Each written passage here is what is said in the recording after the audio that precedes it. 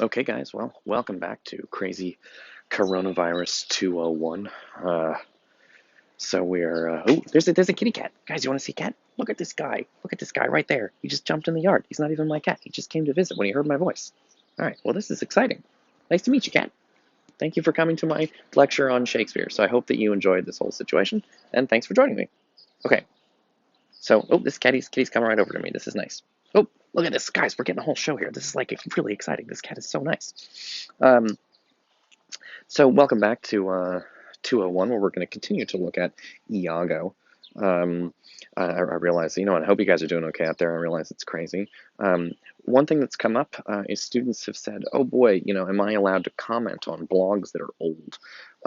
Like what if it's from 2 weeks ago? What if you haven't even looked at the blog once? Can you start? Yes, you can. The whole reason I did this was so I knew you guys would be busy out there. That's why I'm not having Zoom meetings at 4 p.m. every Monday and Wednesday. So please, go through the old blogs whenever you have time, watch the videos whenever you have time, comment whenever you have time. I get an email every time somebody comments on those things, and I promise you I will see and really try to respond to every single comment that's made on the blog. I'm trying to keep up with this stuff in this crazy time. Because truthfully, Shakespeare makes me happy. And so when I'm in a bad mood and I'm trapped at home, Shakespeare makes me feel better. So honestly, coming out here and talking to you guys about Shakespeare is, wonderful therapy for me. I don't know how you're doing. You probably don't like Shakespeare, and so you have to deal with the disease and Shakespeare. So, that's aggravating. Um, but yeah, feel free to comment and do all that stuff. Today is going to be a fun day. Be ready for me. I'm going to have a good time. Today's going to be a fun day for me because today we're going through, as I mentioned last time, Shakespeare's greatest scene. I really think the single scene that is Shakespeare at his absolute level best. This is simply a conversation between Iago and Othello, and during the conversation, at the beginning of the conversation, Othello thinks everything's great with his marriage, and at the end of the conversation, Othello has been totally destroyed by Iago talking to him. Now, in the movie, the conversation clearly takes place over a block of days, but in the script, that's not what Shakespeare wrote. Shakespeare seems to have had the conversation take place over a single day, or a single moment. Really, they go through. It's all one. And I know I started with this last time, but just to quickly recap, I'm on page 15 of your text. That's Act 3, Scene 3, and really it begins here, where uh, it begins here, where Cassio is talking to Desdemona, right? He's talking to her about getting his job back. He's talking to her about, oh, tell your husband how sorry I am. I got drunk and attacked people. I'm really so sorry, and I really want to get back in his good graces.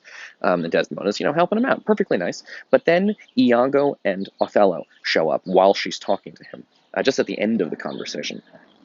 And this is really how it begins, is right here. He says, oh, sorry, I've lost my place. Um, Cassio leaves. That's all maybe he kisses her hand goodbye and he leaves. And Iago says, "Ha, not that. What dost thou say? Nothing, my lord, or if, I know not what. Was that not Cassio parted from my wife? Cassio, my lord? No, sure, I cannot think that he would steal away so guilty-like, seeing you're coming. Well, I do believe it was he. And then Desdemona greets him and says, I've been talking with this person here. Who is it you mean? Cassio.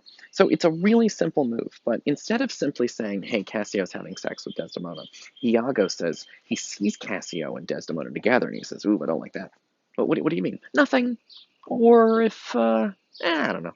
See how that gets Othello worried about something, but he can't put his finger on what it is because Iago hasn't actually said anything. All he said was, oh, I don't like that. And then he says, was that Cassio? He says, and Iago says, no, that's not Cassio. Cassio wouldn't sneak away from your wife like that. Now, the guy's probably not even sneaking. But just by saying that, it puts the idea that whoever left Desdemona is sneaking away, and then later on, Desdemona will say, "Oh, that was Cassio." And this is a very, very sneaky way, because what Iago has done, he hasn't actually said a single bad thing about Cassio. He hasn't said anything about an affair. All he has done uh, is just suggested something's wrong, but he won't say what it is. And the sneakiest thing is Othello has to be the one to put it together, because when he does, it's going to seem more like Othello's idea than Iago's, right? If Iago says it, he's going to be like, what the fuck is wrong with you? Why are you telling me this? But the way Iago's got it is Othello's going to have to put it together himself. And Iago's going to trick him. It's like Inception. Remember Inception, where they break into the guy's dream to give the guy an idea that he thinks is his own idea? That's what Iago is doing. He's breaking into Othello's head and making it seem like his idea. So the first thing he says, so it's crucial that move number one is ooh, I don't like that. Oh, what do you mean? Oh, I don't know. Nothing. He says, was that Cassio? No, Cassio wouldn't sneak away guilty like that. Cassio's a good guy. And then Othello and then Othello says, "Who was that?" Oh, it was Cassio, and it's a sneaky way of putting an idea into somebody's head. So that is the bottom of 15 and the very beginning of this. So what I want to do today is really go through this because it only takes a handful of pages for Iago to completely destroy Othello. In a single conversation. So sorry about the angle. I'm fixing my paper. So the next thing that happens is Desdemona, they're talking about, she describes him. Oh, I think he really loves you. He's such a great guy. Because she's saying nice things about Cassio. The whole reason she's saying nice things about Cassio is because Cassio wants his job back and she wants to help. But Iago's going to make it seem like she's in love with him because she talks about him all the time. But the reason she talks about him all the time is because Cassio's asking for his job back. Why is Cassio talking to Desdemona? Iago told him to. So he's going to spin this into this crazy thing. And so they have a conversation about it. And she bothers him. Like she won't leave him alone. She says, she says, call him back. And he says, well, where is he going? Oh, he left, and call him back. She says again, and she says, no, another time, shortly. Sooner for you, since you're asking me. Shall it be tonight? No, not tonight. Tomorrow? I'm not dining at home tomorrow. Well, then tomorrow night, then, or Tuesday morn, or Tuesday noon, or night, or Wednesday morn. I prithee name the time, but let it not exceed 3 days. So she's really pushing him. And again, all the reason she's pushing is because she wants to help. And Iago's going to make it seem like that helpfulness is total disaster. So she really pushes him here. And they have this whole conversation, and they talk about it a little bit, but it's not, he says, oh, I'm going to do it for you. I'm going to try to be nice to him. He has to tell her to be quiet. Prithee no more, meaning like, don't talk about this anymore. Like, let him come when he will. I'll deny him nothing. Like, I promise to be nice to Cassio. And she says, well, this is not a boon. This is not a good thing. He says, don't do this as a favor for me. Do it because it's the right thing to do. She says, 'tis as I should entreat you to wear gloves, or feed on nourishing dishes, or keep you warm, or sue you to do a peculiar profit to your own person. She says, don't do it because I'm asking you to do it. Don't do it as a personal favor to me. This is good for you to do. Do it for yourself. She's very sweet, Desdemona. She's kind of wonderful. I'm going to talk about that later.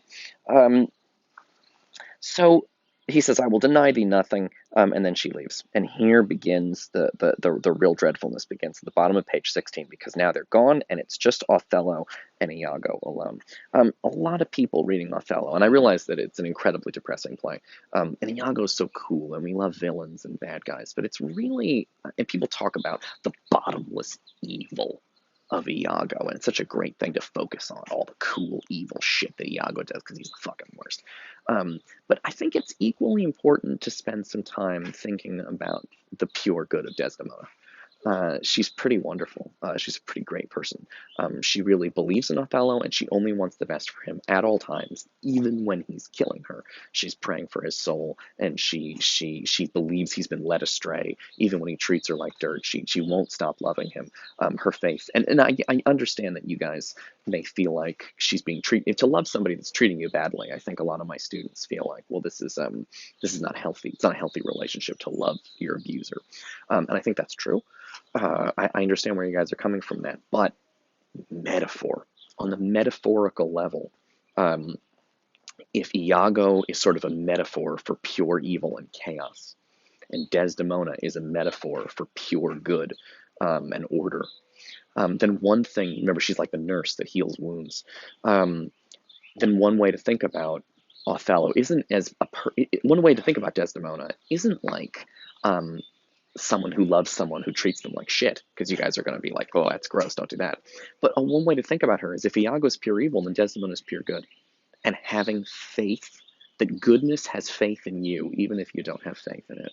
But even when you're in your most despairing and everything's going wrong, goodness is there for you. A lot of people read Desdemona as a metaphor for Jesus, for God, just as they read Othello as a metaphor for the devil. And it's a useful way of thinking about this. So you don't feel like she's just a stepped-on person, but she may be a metaphor for the goodness that you should not lose faith in, because if you lose faith in goodness, then all is lost. So something to think about. All right.